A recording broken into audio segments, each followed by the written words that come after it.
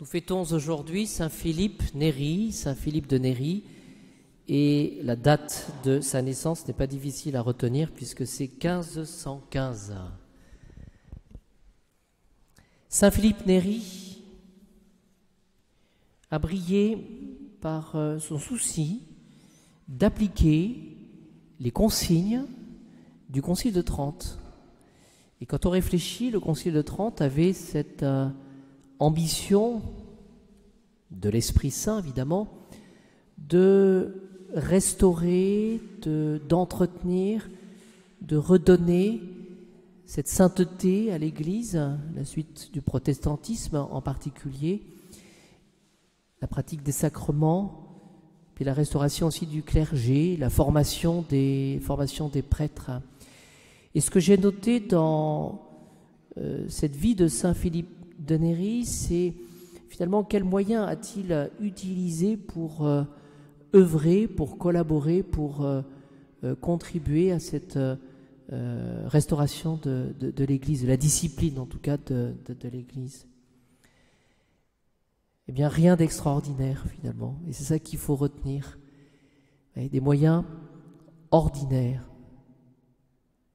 l'humilité, l'obéissance, la joie, pratique des sacrements, et plus particulièrement, ce qui était rare à l'époque, la communion fréquente.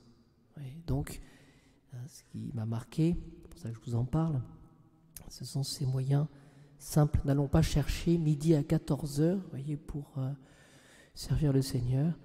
Ce que nous avons, nous l'avons, c'est la prière. Finalement, parce que quand on réfléchit, quels sont les deux canaux ordinaires de la grâce ? C'est la prière et les sacrements. Si on veut toucher, si on veut vivre de la vie du bon Dieu, eh bien ce sont la prière et les sacrements, canaux ordinaires de la grâce du bon Dieu. Nous avions au bréviaire ce matin un sermon de Saint Hilaire sur le don de l'Esprit.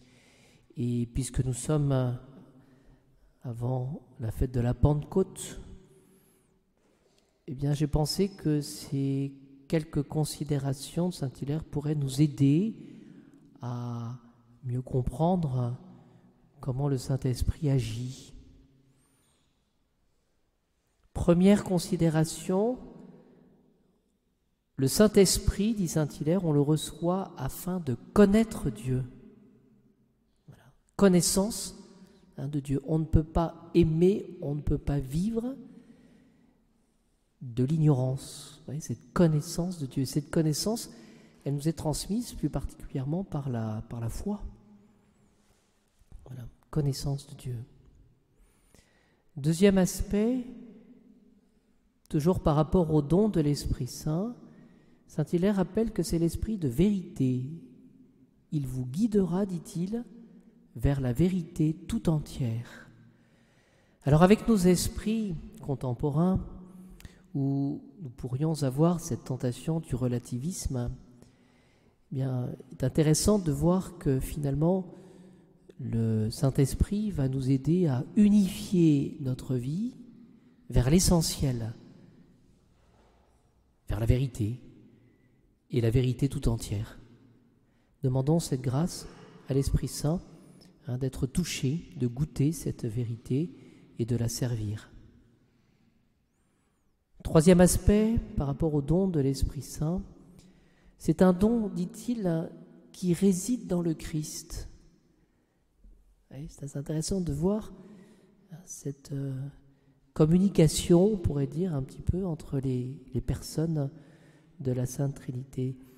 C'est un don qui réside dans le Christ, c'est-à-dire que finalement, il faut comprendre que si nous voulons connaître le Christ, vivre de la vie du Christ, et donc vivre avec celui qui nous sauve, parce que c'est tout simplement découvrir le Christ, plus particulièrement dans la communion, eh bien nous aurons besoin de l'Esprit Saint. Il est là pour nous faire connaître le Christ et reconnaître le Christ. Autre considération, il réside ce don de l'Esprit Saint en chacun autant qu'il veut en profiter. C'est-à-dire que finalement tout dépendra de notre désir de vivre de la vie de l'esprit. C'est-à-dire que finalement c'est toujours la même chose. Le Seigneur respecte sa créature, il respecte sa liberté, et donc il ne fera pas les choses, je dirais, contre nous. Sans notre collaboration. Il réside en chacun de nous autant qu'il veut en profiter. Il nous réconforte dans notre attente, c'est lui qui nous donne la patience.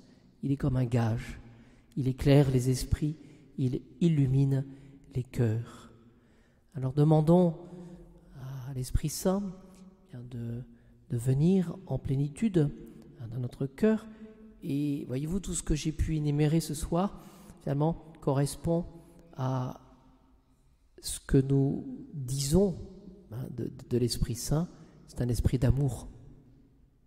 Et on se rend bien compte d'ailleurs dans notre vie que si nous agissons par charité, le véritable amour, si nous pensons justement à vivre par amour, eh bien, cela donne des ailes. C'est un petit peu comme un breuvage qui nous aide justement à aller plus loin et avancer vers la sainteté.